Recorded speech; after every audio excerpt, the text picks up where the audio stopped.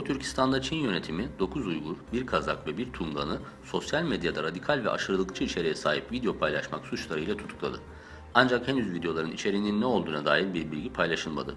Doğu Türkistanlıların yurt dışına çıkışı dahi başlı başına onları terörist olarak nitelendirmek için yeterli görülüyor.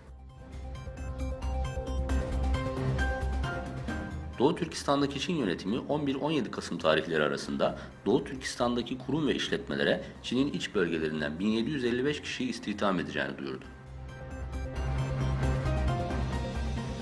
ABD Başkanı Donald Trump'ın Çin ziyareti çerçevesinde Çin ve ABD şirketleri arasında ticaret ve yatırım alanlarını kapsayan 250 milyar dolarlık bir dizi anlaşma imzalandı. ABD Başkanı Trump, Çin lideri Jinping de Kuzey Kore'nin nükleer silahlardan vazgeçtirilmesi konusunda çok sıkı çalışması çağrısında bulundu. Aynı zamanda insan hakları örgütleri Başkan Trump'a Çin'deki insan hakları ihlallerinin masaya getirilmesi çağrısında bulunuyor.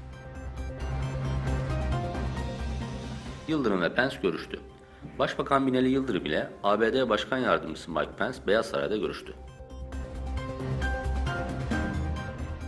Kazakistan'la İsviçre arasında vizesiz seyahat görüşmeleri. Kazakistan Dışişleri Bakanlığı tarafından yapılan açıklamada İsviçre ve Kazakistan arasında hizmet pasaportu sahipleri için vize şartının kaldırılabileceği aktarıldı. İki ülkenin hizmet pasaportu sahipleri için vizesiz rejim uygulamasına geçilmesi yönünde görüşmelere devam ettiği belirtiliyor.